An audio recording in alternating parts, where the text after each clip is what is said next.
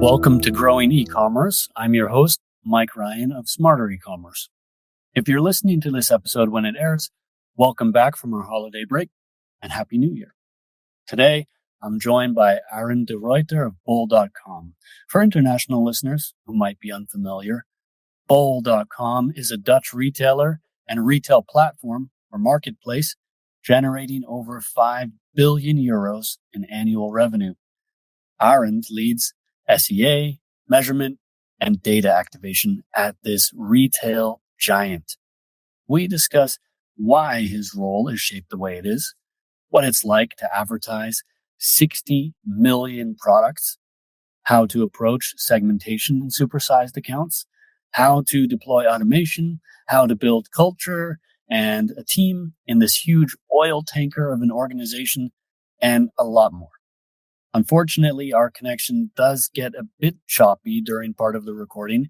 It also gets better though, so I ask you to hang in there and please excuse the technical difficulties. All right, let's get into it. So Arend, thanks for joining us today. It's really great to have you. Why don't you get started with a quick introduction? What are your skills? What are you up to? What themes interest you? Over the past 12 years, I did a lot of digital marketing, and the current interests for me are mostly the topics which are slightly beyond that realm. So I really like the changes in AI, which are happening at the moment. So in OpenAI, but also there you have like the DALL-E, which Google released, but also GPT. And I see many possibilities there. So let's say it's more around the technical side than where my interests lay beyond digital marketing than in brand advertising or something that doesn't have my interest that well. It has my interest, but I get thrilled about tech changes. Yeah, definitely. Yeah, so kind of a little boundary there between like the personal, professional, or like the daily business, and then like the next thing, the passion and stuff like that. Just recorded an episode recently with Mike Taylor. I don't know if you caught that one, but we talked about GPT and stuff like this a little bit. Something I find super interesting too. I think AI is really one of the bigger influences for the coming years within our field of expertise. And we can see now the machine's working well, but it will be, it will turn the discipline upside down. If you look at from like a SEA consultant, traditionally it was like a craftsmanship, and now you will be someone who feeds the autopilot. Yeah, definitely. There's the whole how nitty gritty we used to get and how much control we used to exercise, and then kind of letting that go and finding a different approach on it. But why don't we reach back for a minute there then and talk for a sec about the older days? Tell me about your time at Be Genius. What kind of things did you learn there that still pay off today? Yeah, so my time at Be Genius, that's already a long time ago. So I worked there in 2010.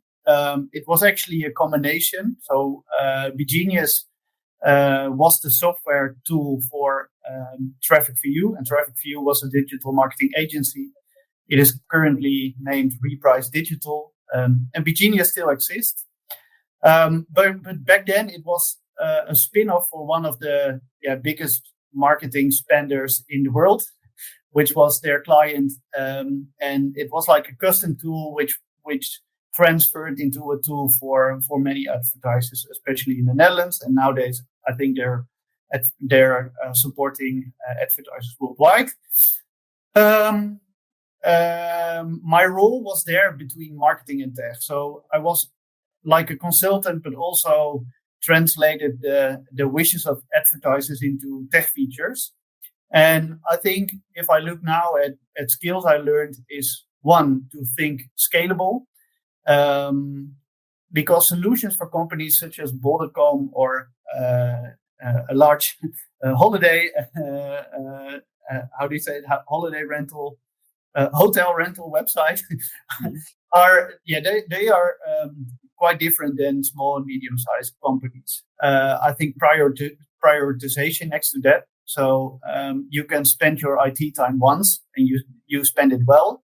Yeah, learning scalability and prioritization was there really key, which I still use now. I think secondly, also it gave me, due to the fact that I understand how software engineers work, it gave me like the ability to estimate rawly how much time software creation will take. So I think I learned to distinguish core fundamentals of software. It can be streaming versus batch, or how can something backwards compatible be applied. I think having knowledge about such hiccups or some such fundamentals is really key in understanding how long it will take to for software development to take place. And I think as third point, agile working. So and especially within for tech people, they can really plan a lot ahead. And for marketing, I still use that on one hand. On the other hand, marketing is more ambiguous than tech is. So you cannot plan 2 weeks ahead, every task, every hour, what you're gonna do. So you have to deal more with the challenges which happen on a daily basis. But on the other hand, you can set your priorities, and that's really important also in marketing. I can relate to that a lot. I've also worked on the software side is in a PM role where like similar translating wishes of the market into features and so on. And I think those are great skills that you mentioned, particularly like prioritization in this day and age. Absolutely huge, because I think we're all a little overwhelmed with lots of possibilities, and it's such a dynamic environment in marketing in particular. So I think those are really great skills to have. Well, let's catch up to the future a little bit. So you're at Bold.com, as you mentioned. Maybe you could just say a word about Bold.com for some of our international listeners who might be a little less familiar. And then if you could tell me about your role, because that recently evolved from head of paid performance to including measurement and data activation responsibilities. I'd like to hear about that. What's the intention there? Why was that an important move for you and Bold.com? Yeah. So first, Bold.com is a retail platform. You can, if you are from America, you can compare it to Amazon. So it's like the Dutch Amazon. It's a marketplace for goods. We sell around 40 million products to the Netherlands, Belgium, and also the Flemish part of Belgium. But we also sell products ourselves. The Netherlands, we are the leading digital marketplace, looking at the number of customers we have, and we are one of the most famous brands in the Netherlands as well. So we have quite a good position in the Netherlands and are quite famous in that sense. Mm-hmm.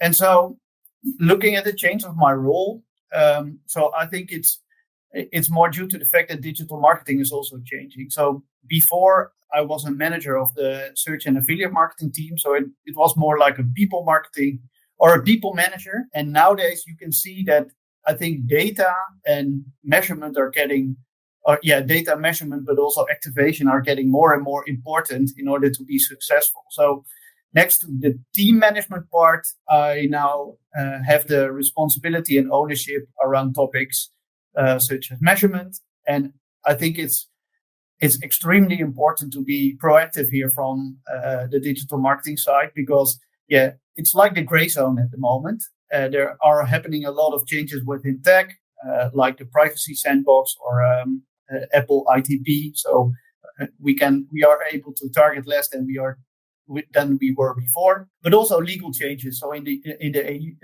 EU we have the Digital Service Act and the Digital Market Act, and those two parts actually are like quite fundamental. And I think it's really important for Bold.com and also for us to be proactive in the solutions, because in the gray zone it can also drive towards the solutions the tech company wants, or towards the solutions which are pushed from like a legal point of view. And then you can end up like having not a measurement system at all, or having not your data in one place, but the fact that you need to act on specific advertising platforms with separate data. So you want to be in control there. And personally, it gives me more focus and also a challenge to be involved in these topics. Mm-hmm. So, and therefore, in the end, I ditched affiliate marketing and am now fully focused on the SEA part. Well, that's really cool. I mean, it sounds like a challenge that is super relevant for today and tomorrow. And let's talk about other kinds of challenges that Bol.com faces, or things that are a little special to the business. Like you mentioned just now that Bol.com has 40 million products. That's 40, not 14. So an awful lot of products. What's that like? And actually, if you split it by the Netherlands and Belgium and the Flemish and the Wallonian part, we advertise in our merchant center with 60 million products. Wow. But actually nowadays it's more easy to advertise with 60 million products than a few years ago with like 10 million products, because I think we have more tools available now for automation. 95% of our campaigns are fully automated, and due to the fact that there are more AI solutions like smart bidding, but also we are more able to manage large volumes of data well. And the demand for the advertising platform is actually that requires less craftsmanship, like splitting up ad groups, splitting different keyword types, or having all extensions into Google saying, give me the data, give me your goals, and I will maximize your result. And so in the end, I also think it will get more and more beneficial for the bigger advertisers in that way. So, and back to the 40 million or 60 million, it's like, I think it always has been like navigating an oil tanker.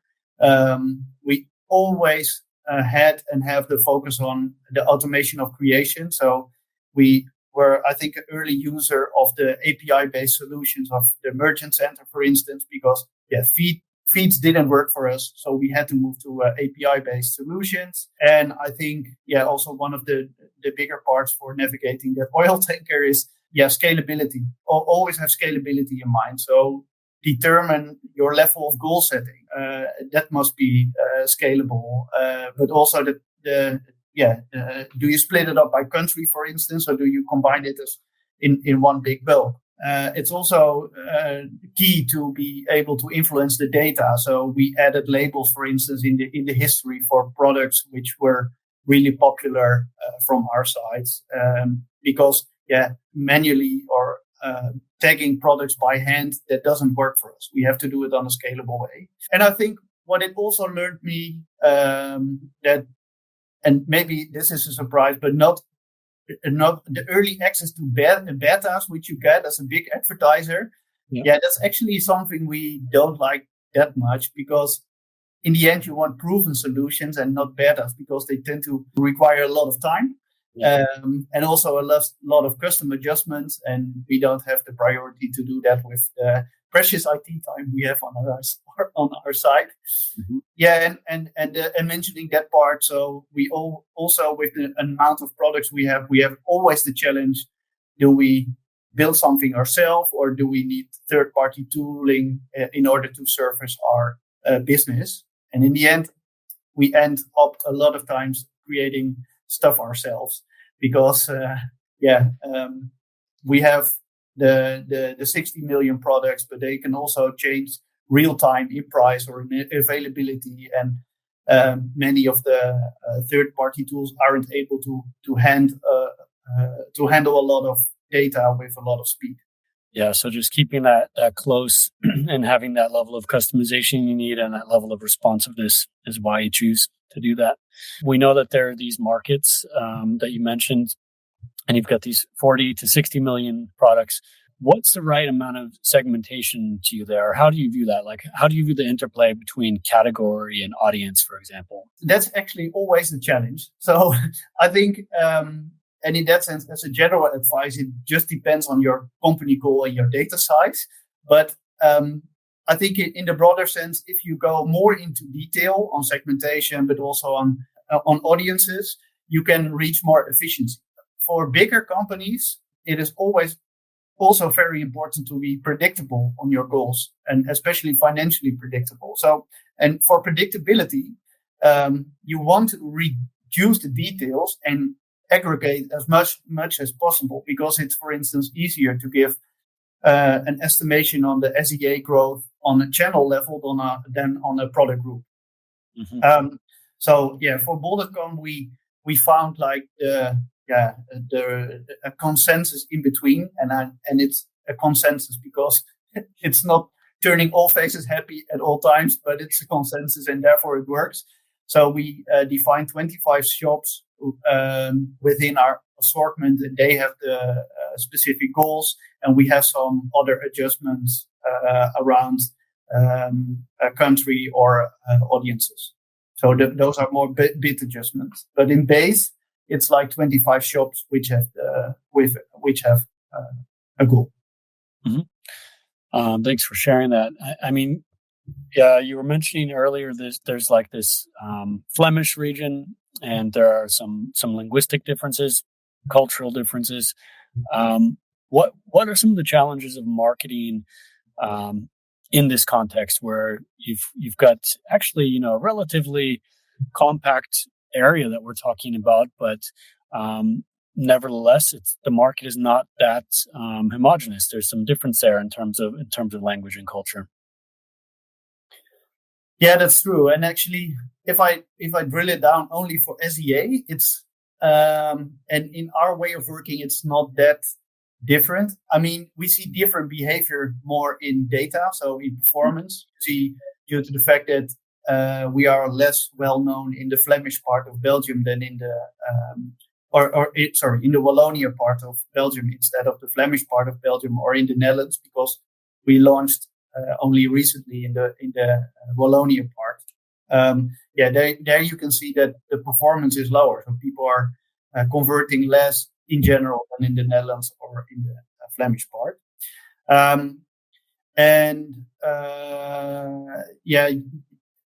You can also see there that due to the fact that we automated a lot of our campaigns, we had to make choices on which type of ads do we want to serve. So, for instance, the products have the description in multiple languages, so we can advertise via Google Shopping easily. But like the manual campaigns or more generic campaigns on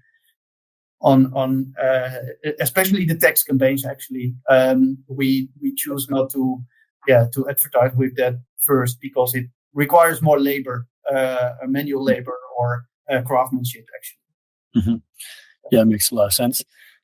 Well, we were talking about the SEA side, and I'm also wondering, how about the SEO side of this as well? Like, what is kind of the interaction between SEA and SEO, so paid search and organic search at Bol.com, and what are the outcomes of that? Yeah, so actually not that much.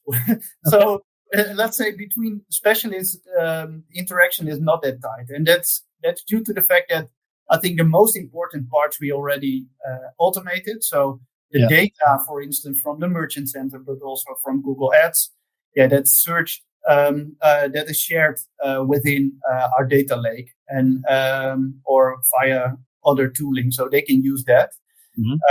The part where SEO and SEA found common ground is mainly in incrementality testing. So, hey, what if I pause this SEA keyword? What amount of cannibalization can I prevent by doing this?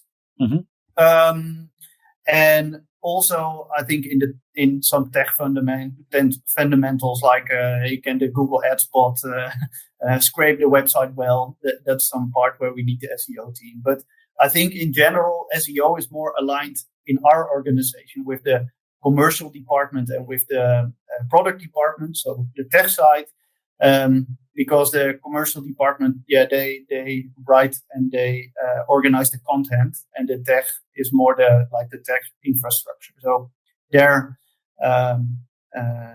time is mostly spent on those topics. Mm-hmm. But I mean, I think this is already so interesting, like this idea of just that you're making this stuff available into a data lake, and that's, you've got a good level of automation on the one side, and then you've got this more technical approach to SEO on the other side. And I think, there's different levels of what you might call orchestration or alignment that could occur here. But for an organization the size of yours and the way you've described the need for consensus and scalability, I think it sounds like a good vision to me. It sounds like a good way forward. I'm wondering, I don't know how involved you are with this topic, but when I think of a marketplace like Bol.com, I think of a lot of traffic flowing over Bol.com. I don't know if you're able to tell us about what kind of volume you guys get or not, but it's a very large web presence that you have. I'm wondering what's your take on retail media? Have you been involved in retail media at Bol.com? A lot of people describing retail media as this next big wave of digital marketing and set to maybe displace some of what's occurring in paid search. What's your take on this? Yeah, so in the past, we have been involved within the creation of the retail media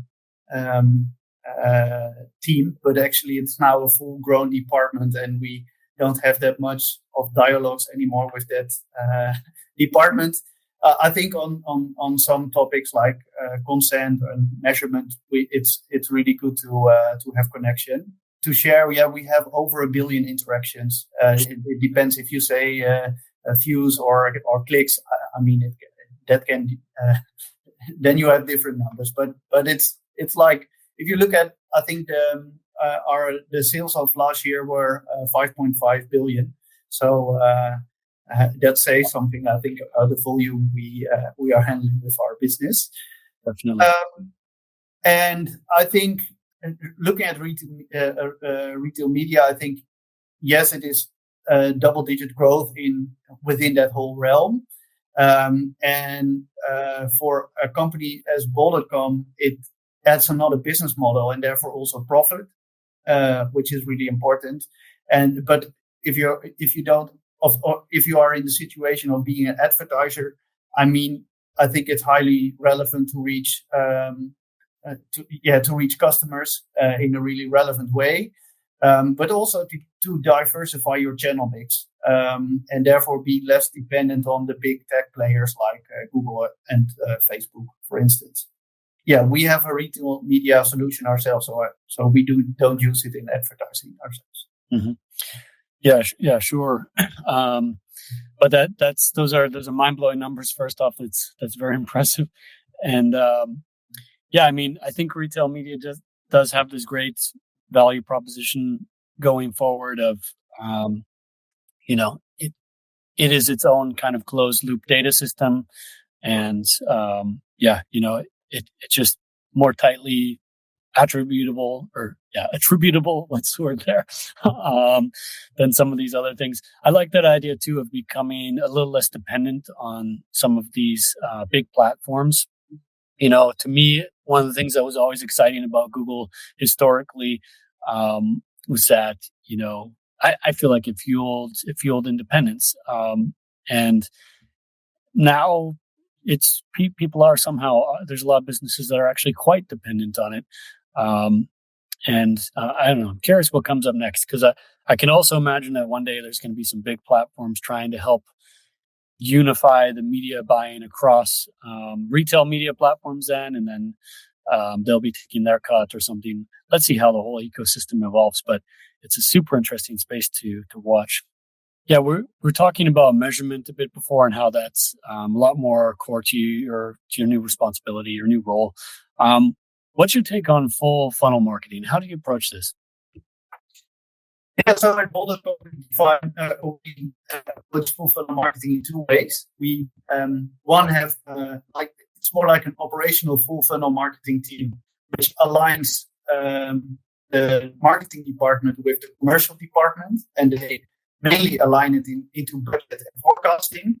And they try, while aligning that, also to find like the right channel mix within within all the marketing channels which we use.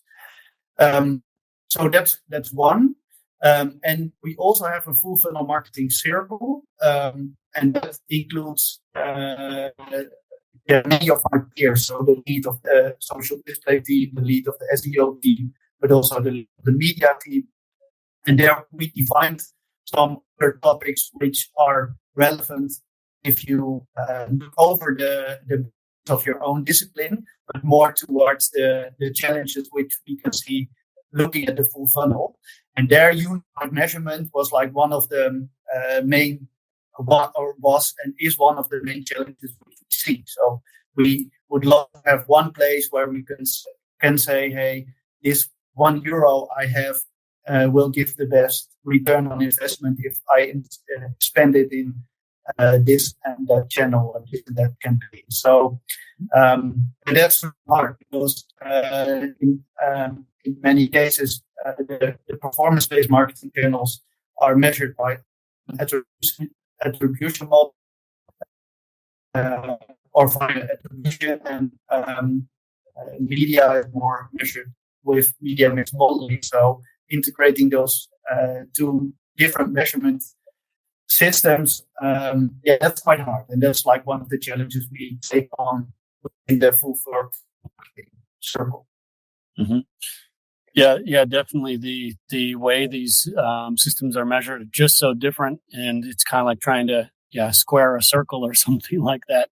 I mean, on the topic, is there more that you can tell us about attribution? Is this something? Because you're mentioning media mix modeling on the one hand, and then you've got these,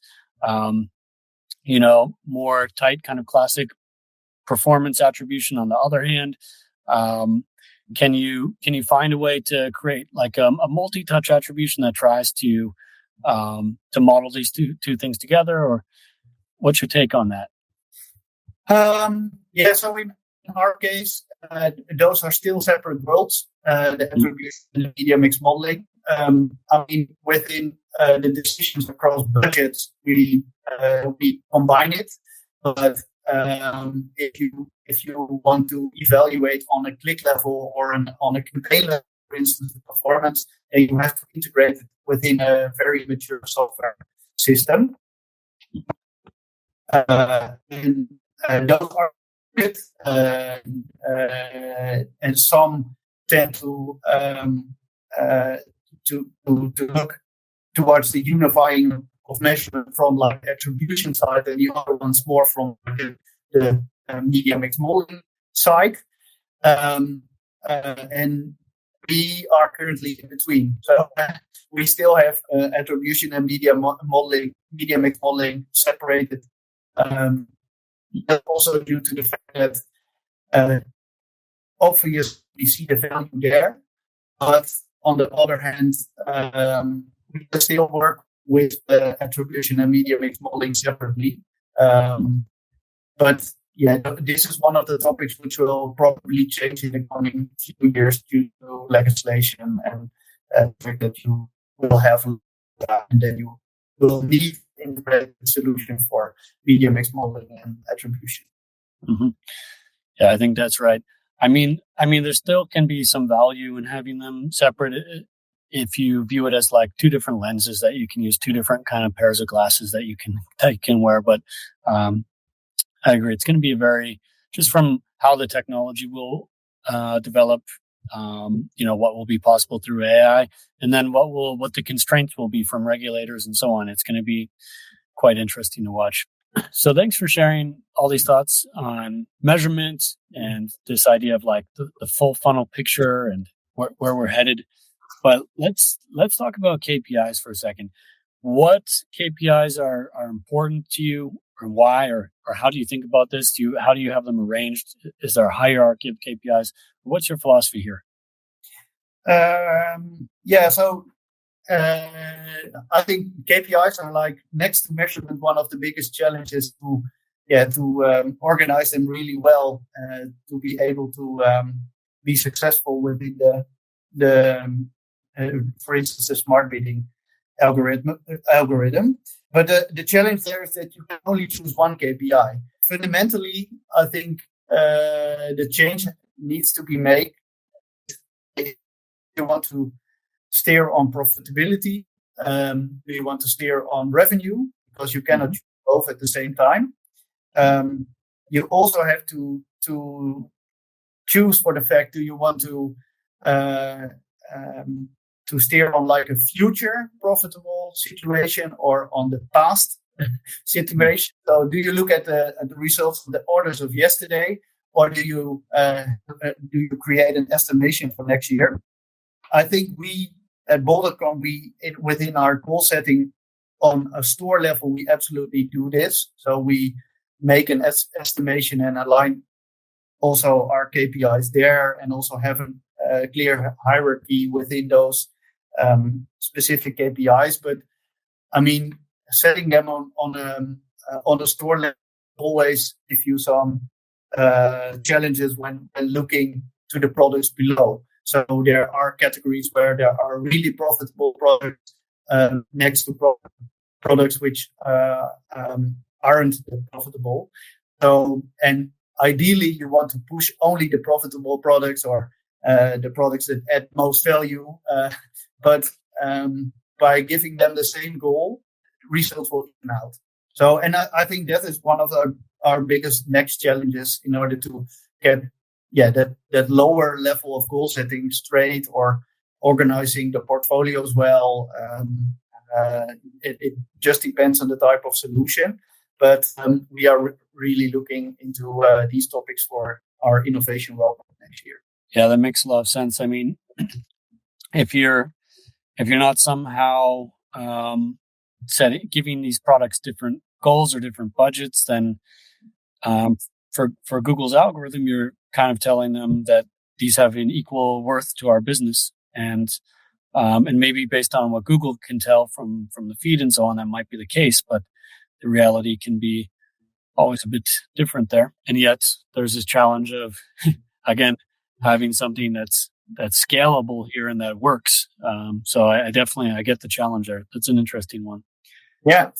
And maybe to add on this, to give a little bit of more dynamic. So in that sense, it's also really hard to determine the costs per store level and the revenue per store level, because in many cases, it can happen that somebody clicks on a book, for instance, and buys television. So, and where do you attribute the cost, and where do you attribute the revenue in that case?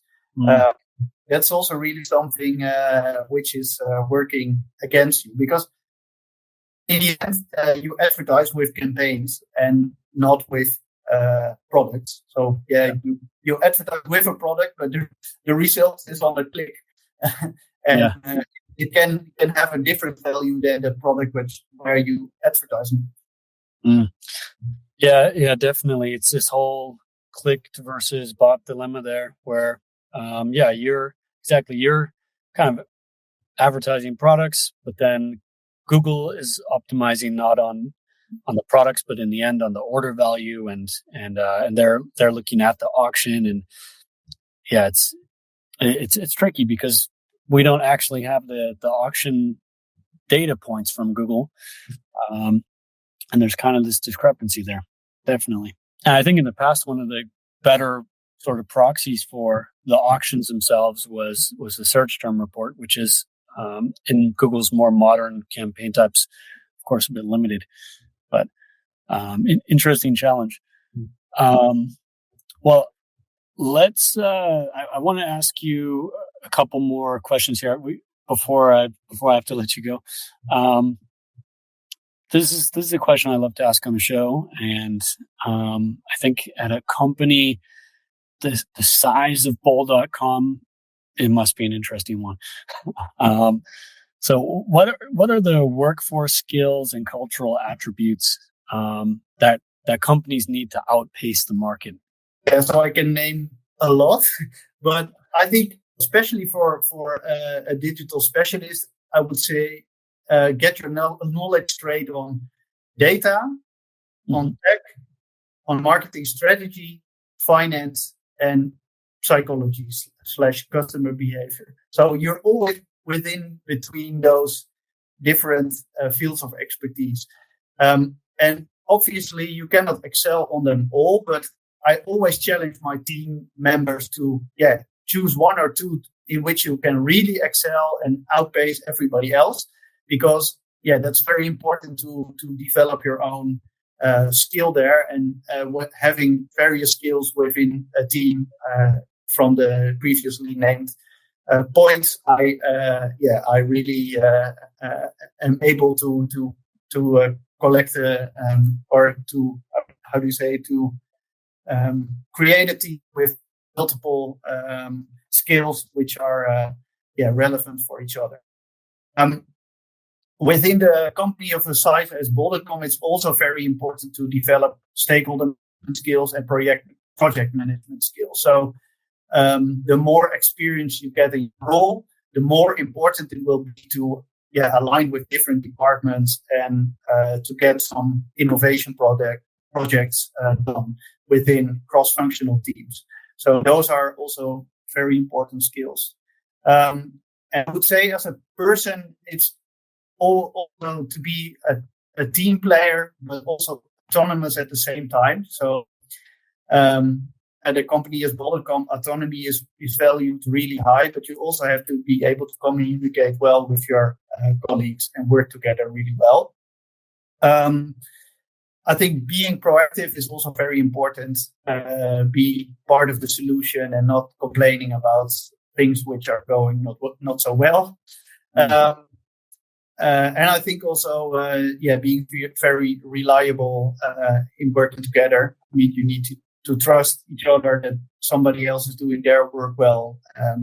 Is it within the commercial department or within your own team? You divide your tasks. You cannot do it alone, and to be able to rely on each other.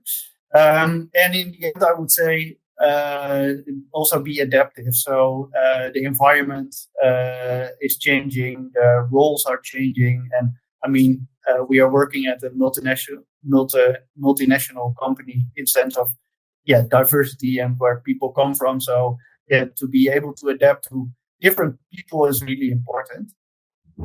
So I would say those are really valuable skills and attributes I would give as an answer. Mm-hmm. Yeah, thanks for sharing that. I love that idea as kind of, as an individual or an individual contributor within the team, being one of these, what they call a T-shaped individual or a pie-shaped individual, and then you as a manager assembling these into, now we've got all these skills and competencies well covered from these individuals. None of them is a perfect unicorn alone, but together they're really strong.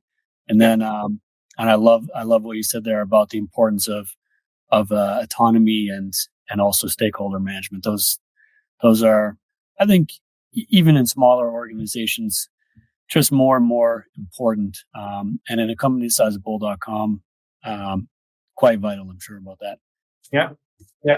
And then you have to be able to talk to somebody in the board who doesn't know anything about your field expertise, but makes the choices in many cases.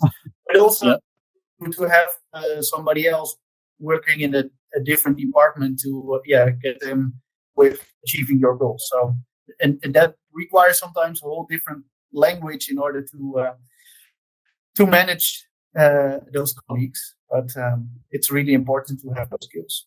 Yeah, that level of kind of translating information and needs, and that's right. What about maybe some technical or strategic factors? I mean, have we covered that already when we're talking about the importance of measurement going forward, or is there anything else you want to mention from a technology or strategic standpoint that could offer businesses an edge over their competitors? Mm-hmm. Yeah, so I think I can build on the previous answer and give some more insights in my way of thinking. So I think what's really important at first is to create a high volume of engaged customers. So that will give absolutely an edge. But the ideal situation is that you are then the starting point of the customer behavior, because that will cause for non-paid interactions. So for bol.com, it's awesome to be like the starting point of shopping. The same is for Google. They are in many cases the starting point of searching. And for customers going to that starting point, you don't have to pay an additional amount for reaching that customer. That's like free. That's very important. So, and whenever you have that high volume of data and that amount of traffic, you create your own amount of owned data, and that amount of owned data gives you the ability to innovate data. So, in that sense, building AI machines. And here you can see that many of the big tech companies have like an innovation competitive advantage because they put walls around their data, and they are building AI machines which can only thrive on lots and lots of data, and will give them an innovation advantage also next to the fact that they have a data advantage. Yeah, and being able to build those machines, you obviously need good quality, your personnel, and also your tech infrastructure, and also financial capabilities. Yeah, I can go on in other advantage. In my view, these you can see the tech companies really going through these points. So being starting point and exploiting that fact and getting also an innovation advantage is something you can really see. And you have to understand then also how to deal with it as an advertiser, because in many situations you won't be able to reach that point, which those companies have. Yeah, that makes a lot of sense. So there's kind of virtuous cycle where the user's journey starts here, and then therefore I acquire that traffic cheaply, or rather for free, and I own that data, and then I can use this to innovate, which can make me more attractive as a starting point to the next consumer. Quite interesting flywheel effect that you described there. So before I let you go, I want to ask, are there any projects or companies or people that you'd like to shout out? Yeah, let's shout out my digital marketing colleagues at bol.com, especially the SEA colleagues. I would also give credits to the Google account team because they support us amazingly. And maybe as last, I would say, if you look for a retail media solution in the Netherlands or Belgium, please look at the solutions of bol.com because they work really well. Well, that's great. Thank you for sharing that with us, Arend, and thanks for joining us today. You're welcome. Thanks, Mike. Thanks for listening to Growing E-commerce. And if you enjoyed this podcast, please consider sharing it with your coworkers, friends, or within your professional network. We really appreciate it. This podcast is produced by Smarter Ecommerce. To learn more, visit smarter-ecommerce.com.